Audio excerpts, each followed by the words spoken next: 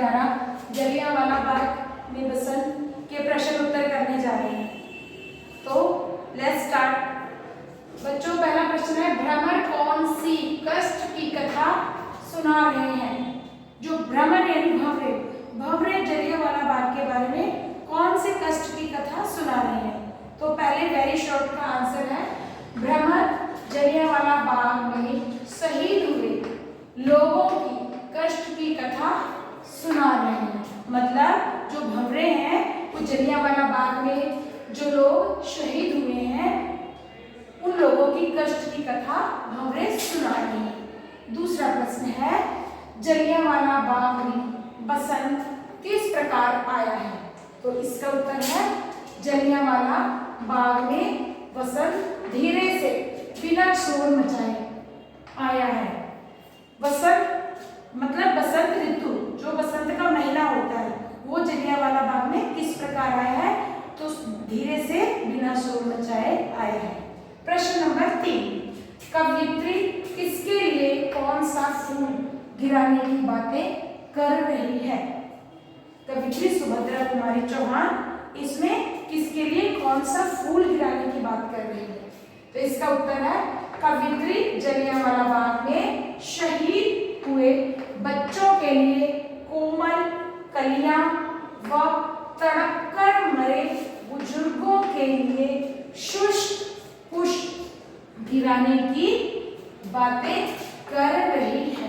इसका मतलब ये है कि जो कवयित्री सुभद्रा कुमारी चौहान जिन्होंने ये कविता लिखी है जलियांवाला बाग में बसंत, उन्होंने जलियांवाला बाग में के बारे में लिखा है कि उस बाग में बहुत सारे लोग शहीद हो गए थे, तो उस बाग में बसंत भी आए तो वो शोक मनाते हुए आए, इसलिए कहा है कि तड़पकर मरे बुजुर्गों के लिए शुष्क पुष्प गिराने की बातें कर रही है।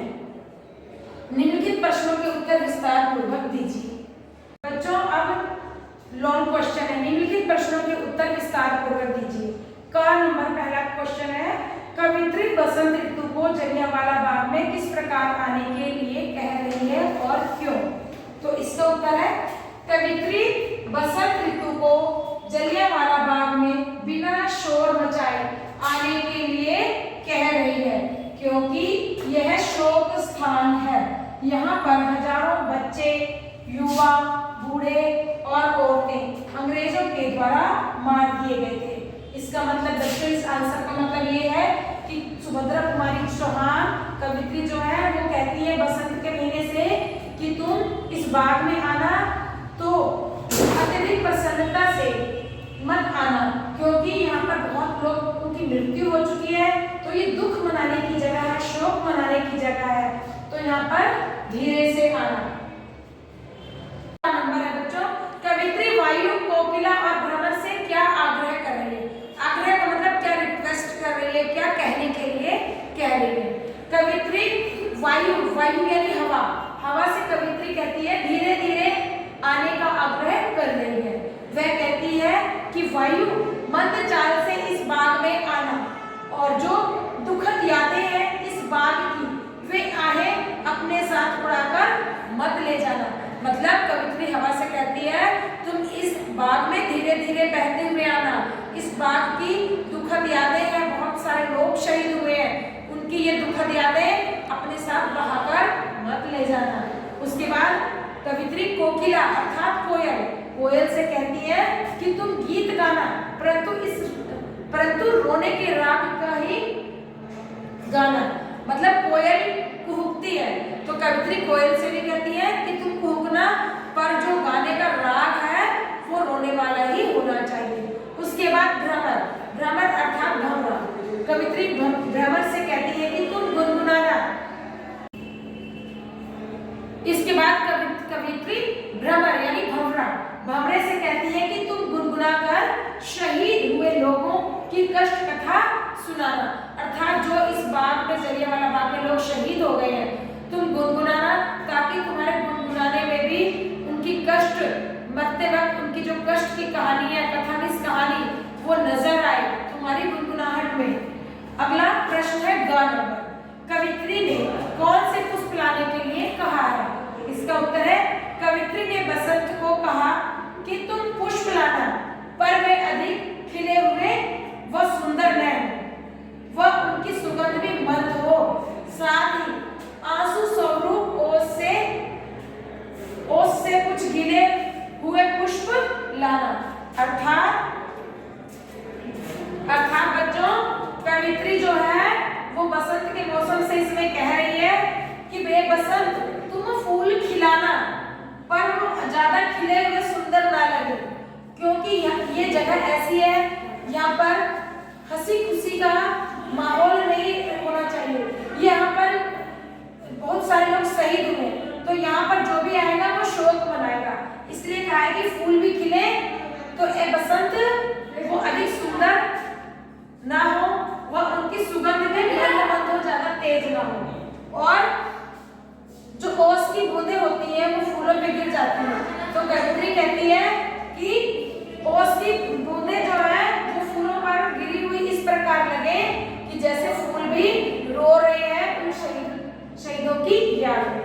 अगला क्वेश्चन नंबर घ, जलियांवाला बाग में पेड़ पौधे और फूल की क्या दशा है? घ नंबर, जलियांवाला बाग में पेड़ पौधे और फूल भी शहीद हुए लोगों की याद में दुख को अपने तरीके से प्रकट कर रहे हैं। मतलब जलियांवाला बाग में जो पेड़ पौधे फूल घास जो भी है वहाँ पे, वो वहाँ पर शहीद हुए लोगों के लिए दुख अपने तरीके से प्रकट कर रहे हैं। कैसे? यहाँ फूल भी पूरी तरह खिले नहीं हैं, पेड़ पूरी तरह हरे भरे नहीं हैं, फूल कुछ शुष्क हैं, शुष्क मतलब कुछ मुरझाए हुए, और खुशबू भी मंद आ रही है, मंद यानी कम। इस तरीके से जलियांवाला बाग में फूलों ने पेड़ पौधों ने अपना दुख शहीदों के लिए प्रकट किया। अगला है 3 नंबर, एक्सरसाइज नंबर 3, नीचे दी गई पंक्तियों का भाव स्पष्ट कीजिए। तो बच्चों पंक्तियां हैं, लाना संग में पुष्प न हो वे अधिक सजीले, हो गंध भी मंद ओस से कुछ गिले, किंतु न तुम उपहार भाव आकर दर्शाना, स्मृति में पूजा हेतु यहाँ थोड़े बिखराना।